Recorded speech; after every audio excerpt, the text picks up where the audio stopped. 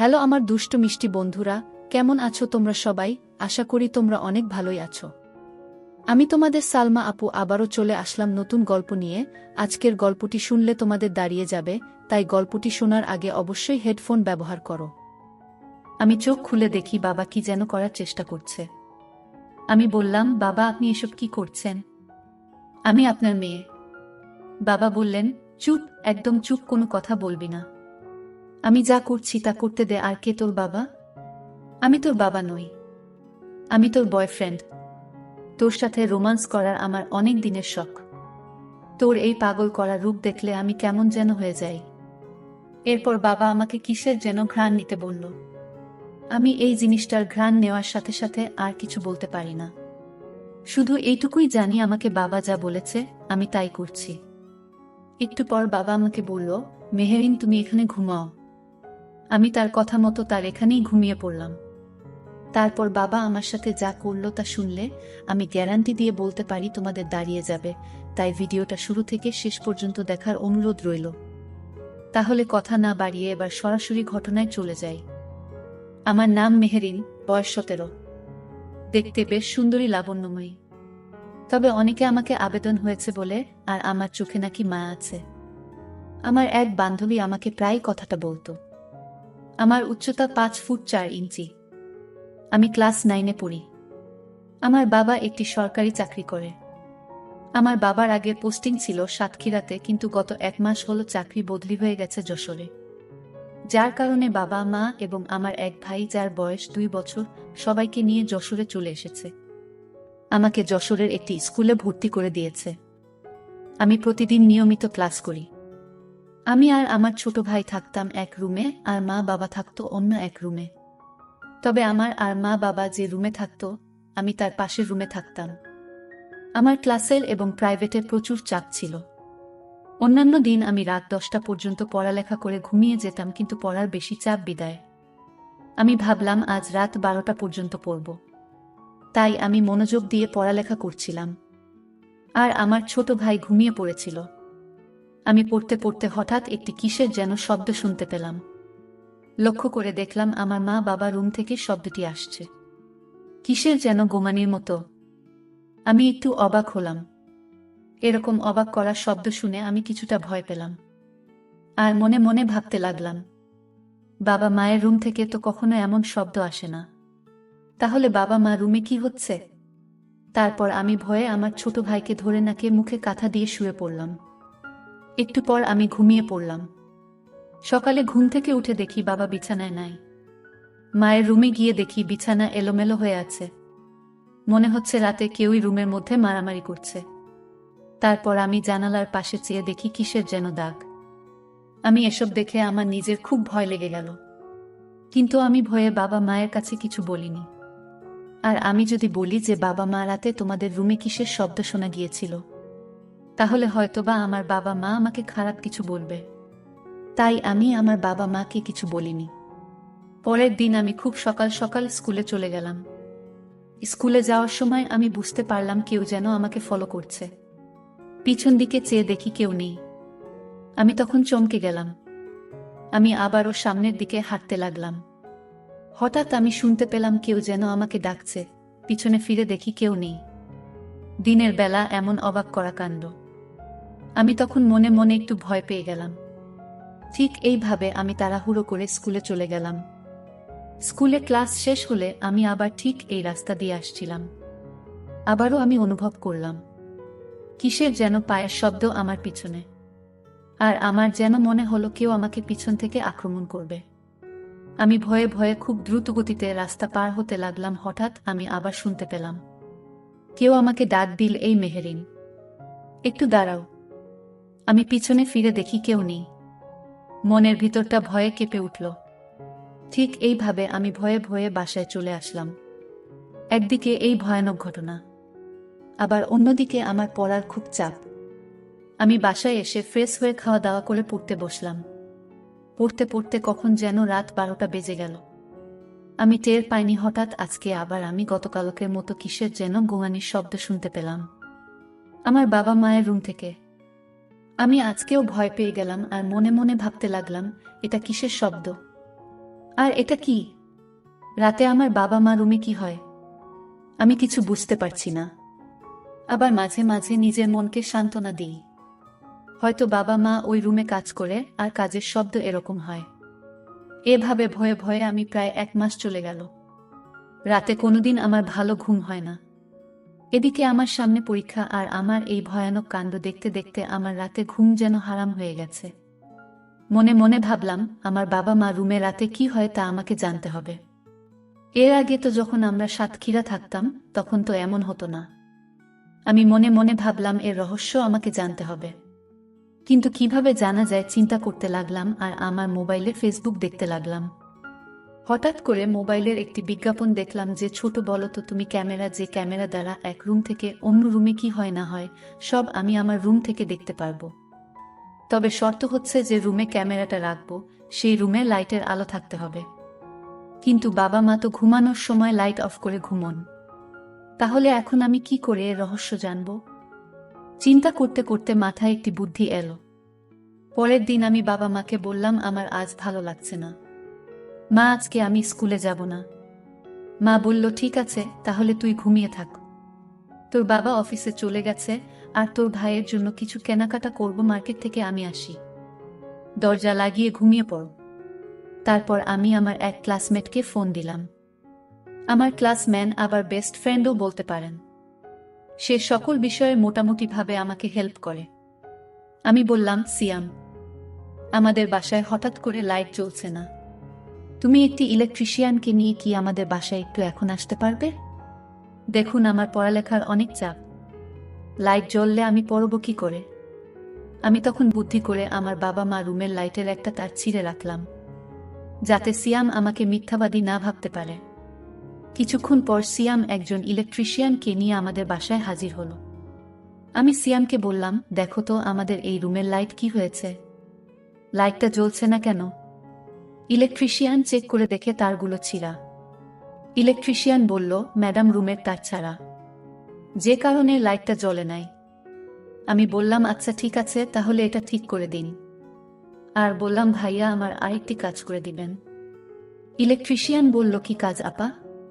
আমি বললাম, এই লাইটটা আরেকটি অন অফ সুইচ আমার এই রুমে লাগবে। আপনি কি আমাকে একটা সুইচ লাগিয়ে দিতে পারবেন? সে বলল, ঠিক আছে, আমি লাগিয়ে দিচ্ছি। তারপর তারা আমার কাজ শেষ করে চলে গেল। পরের দিন আমি অনলাইন থেকে সেই মিনি ক্যামেরা অর্ডার দিই। কিছুক্ষণ পরেই ডেলিভারি ম্যান আমাকে সেই মিনি ক্যামেরাটা এসে দিয়ে যায়। এবার মনে মনে ভাবলাম, এখন দেখতে পারবো আমার বাবা মা রুমে রাতে কি হয়। সন্ধ্যাবেলা আমি বাবা মা রুম ঝাড় দেওয়ার চল করে তাদের রুমে গেলাম, এবং আমি ক্যামেরাটা একটি বিশেষ জায়গায় সেট করলাম, যেখান থেকে আমি আমার মোবাইল দিয়ে খুব ভালো করে পুরোটা দেখতে পারি। ক্যামেরাটা খুব সুন্দরভাবে সেট করে আমি আমার রুমে চলে আসি।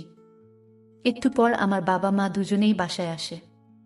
আমিও ফ্রেশ হয়ে খাওয়া দাওয়া করে আমার রুমে পড়তে বসলাম, আর অপেক্ষা করতে লাগলাম কখন রাত 12 বাজে। এদিকে বাবা মা তাদের রুমে শুয়ে পড়েছে। তারা তাদের রুমে বাতি নেভাতে চায়, কিন্তু বাতি আর নিবে না, কারণ আমি এই বাতির অন অফ সুইচ আমার এখানে নিয়ে এসেছি। তারপর বাবা মা বাকি অন রেখে তারা শুয়ে পড়ে। রাত যখন 12টা বাজে, তখন আমি আমার মোবাইলে সিসি ক্যামেরাটা অন করি। একটু পর আমি দেখতে পাই বাবা মা রুমের জানালা দিয়ে কি যেন একটি আসছে। জানালা দিয়ে ঢোকার সময় সাদা কাপড় পরা খুব ছোট আকৃতির ছিল, কিন্তু আমি দেখতে পেলাম রুমের ভিতরে ঢুকেই লোকটা মানুষের মতো বড় হয়ে গেল। এমন জিনিস দেখে আমার শরীর তার সাথে সাথে ঘেমে গেল। তারপরেও আমি সাহসের সাথে তা দেখতে লাগলাম এবং ভাবলাম, দেখি শেষ পর্যন্ত কি হয়।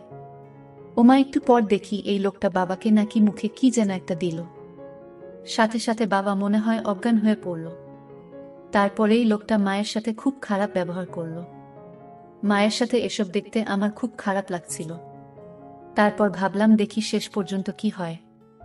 তারপরেই লোকটা মায়ের সাথে প্রায় 3 ঘন্টা নোংরামি করার পর লোকটা আকৃতি আবার ছোট হয়ে গেল এবং সে জানালার ফাঁক দিয়ে চলে গেল। বিষয়টা দেখে আমি একদিকে ভয় পেলাম, আবার অন্যদিকে ভাবলাম, ওকে যে কিনা প্রত্যেকদিন বাবা মা রুমে ঢুকে মায়ের সাথে বাজে আচরণ করে, অথচ বাবা অজ্ঞান হয়ে পড়ে থাকে। ভাবতে ভাবতে সকাল হয়ে গেল। সকালে উঠে আমি স্কুলে চলে গেলাম, কিন্তু স্কুলে যাওয়ার সময় কেন জানি আমার মনে হয় আমার পিছনে কেউ হাঁটছে। এইভাবে আমি স্কুল থেকে চলে আসলাম। আজকে আর সিসি ক্যামেরা অন করিনি, কারণ মায়ের এই অবস্থা দেখতে আমার ভালো লাগে না। পড়তে পড়তে আজকে আমি সকাল সকাল একটু আগে ঘুমিয়ে পড়লাম, কিন্তু রাত যখন 12 বাজে তখন আমি লক্ষ্য করলাম কেউ যেন আমার সাথে খারাপ আচরণ করার চেষ্টা করছে। তখন আমি চোখ খুলে দেখি বাবা আমার সাথে ওইসব আচরণ করার চেষ্টা করছে। আমি বললাম, বাবা, আপনি আমার সাথে কি করছেন? আমি আপনার মেয়ে। বাবা আমাকে বললেন, চুপ, আমি যা করছি তা করতে দেয়। কে তোর বাবা? আমি তোর বাবা না, আমি তোর বয়ফ্রেন্ড। তোর সাথে রোমান্স করার আমার অনেক দিনের শখ। তো এই পাগল করার রূপ দেখলে আমি কেমন যেন হয়ে যায়।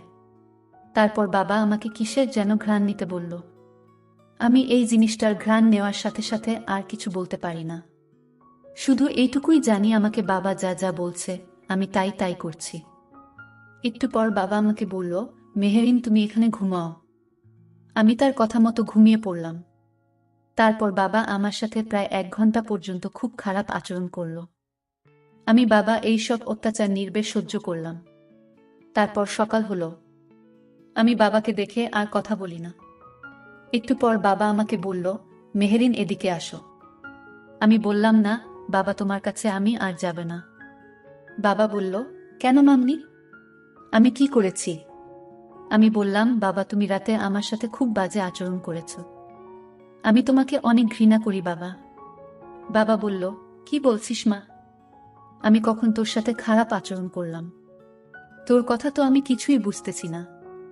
আমি বললাম, কেন বাবা, তুমি আমার সাথে রাতে বাজে ব্যবহার করো নাই? বাবা বলল, না মাম্মি, আমি তো সারা রাত বেদম ঘুমেছিলাম। আমি আবার তোর রুমে গেলাম কখন? বাবার কথা শুনে আমি অবাক। তাহলে কি আমার সাথে এই রকম করলো?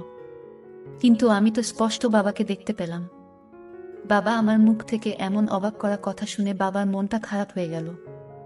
এইভাবে 1 সপ্তাহ পর্যন্ত আমি লক্ষ্য করলাম বাবা প্রতিদিন রাতে আমার রুমে আসে আর আমার সাথে খুব বাজে আচরণ করে। আর আমি প্রত্যেক দিন বাবাকে দিনের বেলা এই সব বলি। বলার পর দেখি বাবার মন খারাপ হয়ে যায়। ঘটনার রহস্য জানার জন্য পরের দিন রাতে বাবা আমার রুমের খাটের তলায় লুকিয়ে রইল। কিন্তু আমি জানি না, রাত যখন 12টা বাজলো তখন আবারও সেই লোকটা বাবার ছদ্মবেশে আসলো। আমার সাথে তখন খারাপ আচরণ করে জানালা দিয়ে চলে যায়। বাবা তখন বুঝতে পারে এটা কোনো মানুষ না, এটা নিশ্চয়ই কোনো খারাপ আত্মা, যে আমার রূপ ধারণ করে আমার মেয়ের সাথে খারাপ করে বেড়ায়। সকালে ঘুম থেকে উঠে বাবা পুরো বিষয়টা আমাকে খুলে বলল। তখন ভয়ে আমার গা কেঁপে উঠল। আমি ভাবলাম, তাহলে যে লোকটা মায়ের সাথে খারাপ করে বেড়াতো, এবার কি সেই লোকটা আমার সাথে এসব করছে? ভাবতে ভাবতে আমি যেন পাগল হয়ে যাচ্ছি। তারপর আমিও বাবাকে তাদের ঘরের ভিতর প্রতিদিন যে শব্দ হতো তা খুলে বললাম। সম্পূর্ণ শ্রবণ করার পর বাবা খুবই বিস্মিত হয়ে ভাবতে লাগলো। তারপর বাবা কিছুক্ষণ ভাবার পর আমাকে বলল, মারে, চলো আমরা এক জায়গায় যাব। আমি বললাম, বাবা, কোথায়? বাবা বলল, কাশিমপুর গ্রামে এক ভালো তান্ত্রিক থাকে। চলো বিষয়টা আমরা তার কাছে শেয়ার করে দেখি। আমি বললাম, আচ্ছা ঠিক আছে বাবা। আমি রেডি হয়ে বাবার সাথে চলে গেলাম তান্ত্রিকের কাছে। তান্ত্রিক আমাকে খুব ভালোভাবে চেক করল এবং বাবাকে বলল, এই জয়নাল, তোর মেয়ের উপর এক দুষ্ট আত্মা ভর করেছে। সে তোর বউয়ের সাথে আগে এই আচরণ করত, তারপর তোর মেয়েকে দেখে ফেলায় এখন তোর মেয়ের সাথে এসব করে বেড়াচ্ছে। আর শোন, এই দুষ্টু আত্মাটা অনেক দিন ধরে মেয়ের পিছু নিচ্ছে, কিন্তু তোর মেয়েকে গ্রাস করতে পারে না, কারণ তোর মেয়ে এতদিন ছিল সুধা। আর যেদিন এই দুষ্টু আত্মা তোর বউয়ের সাথে এসব করে, সেদিন তোর মেয়ে তা দেখে ফেলেন, যার ফলে তোর মেয়ে অশুদ্ধ হয়ে যায়। আর এই দুষ্ট আত্মা তোর মেয়ের সাথে এই রকম বাজে কাজ করার সুযোগ পেয়ে যায়, কারণ এই দুষ্টু আত্মা কোনো সুধা মেয়ের সাথে এসব করার ক্ষমতা নেই। আমার বাবা তখন তান্ত্রিক মশাইকে বলল, তান্ত্রিক বাবা, এখন কি করা যায়? তান্ত্রিক বাবা বলল, একটা বড় যজ্ঞ করতে হবে, আর এর জন্য তোর মেয়েকে একটি কঠিন কাজ করতে হবে। যদি তোর মেয়ে এই কাজটি করতে পারে, তাহলে তোর মেয়ে এই অশুভ আত্মার হাত থেকে রক্ষা পাবে। তখন তান্ত্রিক বাবা আমাকে বলল, শোনো মেহেরিন, শনিবার রাত 12টার সময় তোমাদের বাড়ির পাশে ঝাউবনে একটি শ্মশান আছে। সেখানে গতকাল একজন লোককে পোড়ানো হয়েছে। তোমার কাজ হলো তুমি সেখান থেকে আমি যা শিখিয়ে দিচ্ছি তা বলে এই পুরানো লাশের একটি হাড় তোমাকে আনতে হবে। তবে হাড় সংগ্রহ করে যখন তুমি নিয়ে আসবে তখন পিছন থেকে তোমাকেই আত্মা ধাওয়া করবে, কিন্তু তোমাকে কিছুই করতে পারবে না, কারণ আমার পূর্ণ নজর তোমার উপরে থাকবে। তবে নিয়ে আসার সময় কোনোভাবেই পিছনে ফিরে তাকাতে পারবে না। আর একটি কথা মনে রাখবে, হাড়টি আনার সময় অবশ্যই তোমার একা যেতে হবে। এখানে যদি কোনো চালাকি করো তাহলে তোমাদের বড় ক্ষতি হয়ে যাবে। এবার বলো মেহেরিন, তুমি এই কাজটি করতে পারবে? যদি করতে পারো তাহলে কেবল তোমার এবং তোমার মায়ের কাছ থেকে এই দুষ্ট আত্মাটি সরিয়ে ফেলা সম্ভব। আমি বললাম, তান্ত্রিক মশাই, আমার যত কষ্টই হোক না কেন আমাকে কাজটি করতে হবে, কারণ এই দুষ্টু আত্মা আমার আর আমার মায়ের জীবনটাকে অতিষ্ঠ করে ফেলেছে। যে করেই হোক আমাকে এই কাজটি করতে হবে। আপনি শুধু আমার উপর একটু নজর রাখেন। তারপর তান্ত্রিক মশাই বলল, ঠিক আছে মা, তুমি এবার যাও। শনিবার রাত যখন একটা বাজে তখন আমি ঘুম থেকে উঠে কাউকে কিছু না বলে আস্তে আস্তে ভয়ে ভয়ে চলতে লাগলাম শ্মশানের দিকে, আর মনে মনে তান্ত্রিক মশাইয়ের মন্ত্র পড়তে থাকলাম। অবশেষে যখন আমি শ্মশান থেকে হাড়টি নিয়ে চলে আসি তখন আমার কাছে মনে হলো যেন আমার পিছনে সমস্ত কিছু ভেঙে আমার উপর ফেলে দিচ্ছে। তারপরও আমি পিছনে ফিরে তাকাইনি। তবে মনের ভয়ে আমি তান্ত্রিক মশাইয়ের মন্ত্র পাঠ করেছিলাম। হাড়টি এনে খুব যত্ন করে রেখে দিলাম। পরের দিন বাবাকে নিয়ে তান্ত্রিক মশাইয়ের কাছে গেলাম। তান্ত্রিক মশাই হাড়টি পেয়ে অনেক খুশি হলেন এবং এই দিন রাতে আমাকে নিয়ে একটি যজ্ঞের আয়োজন করলেন। যজ্ঞে থাকা অবস্থায় হঠাৎ এই অশুভ শক্তি আমার উপর ভর করল।